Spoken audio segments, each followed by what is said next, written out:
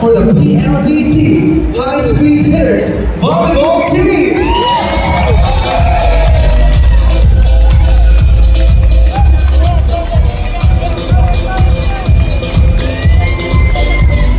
Alright, there they are. Ang tatangkad. Ako gusto nila. Ako gusto ko. Kasi parang all my life, ako yung lagi yung mga matangkad sa class. So natulula ako pag kami magtatangkad sa akin. Hello po! Hello, team. Alright. Over here. Hi guys! So guys, can you introduce yourselves to our teachers? I'm gonna pass around the mic. Hello po, good afternoon. By the way, I'm Deba Lumata, PLDT High School Tutors. Good afternoon po sa inyo lahat. Hello po, I'm Kim Fajardo. Happy Teachers Month po. Hi, I'm Stella Davidson. Hello po, I'm Sheila Piseo. Happy Teachers Day. Hi everyone, I'm Rachel Ostero. Happy Teachers Day po. Sino po yung captain ball sa inyo? Kahit sino na lang, kahit sino na lang. Alright, ano po yung message niyo po para sa ating mga teachers? Message ko po sa mga teachers today is thank you po sa effort nyo, then sa sacrifice nyo sa pagturo sa generation, sa mainan ko kayo, thank you po. Happy Teachers Day po. Let's give a round of applause to PLDT High Speed Hitters for joining us today and for being such amazing advocates for wellness. Thank you so much, bro. Thank you so much. Such an honor to be. Up next, we have talented athletes who are not just champions on the court, they're also here to support our mission of promoting wellness and healthy lifestyle. Let us all welcome Bong Quinto, CJ Cancino, Cal Pascual, of Meralco Ball!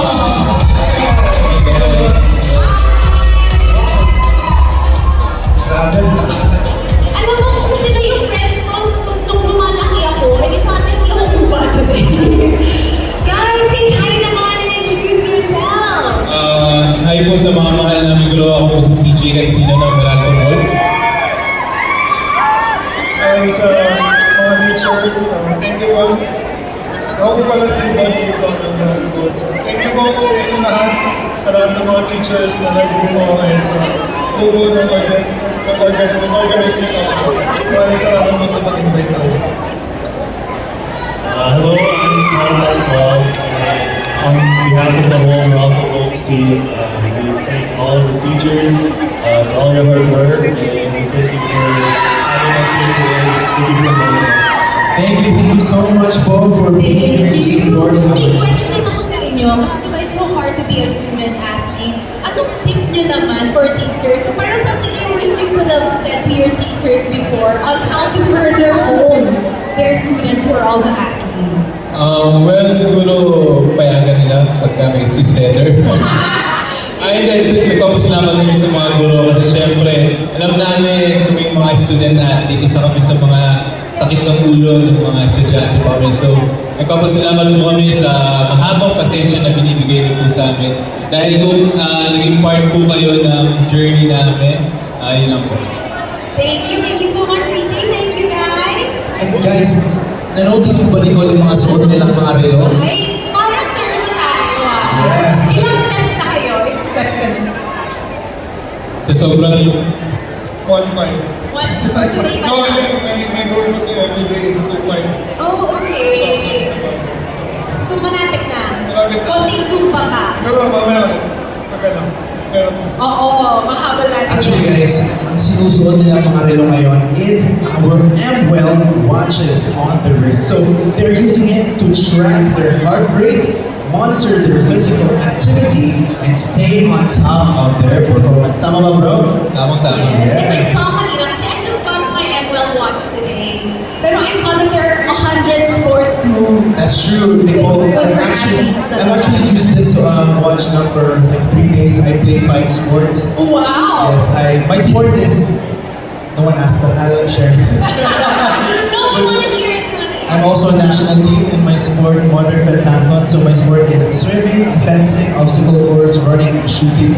That's 5 in 1. I Wow! was also share ko na talaga lalo. Sige lang, i-hype kita, I'm partner. actually a gold medalist also in the Southeast Asian Games. Wow!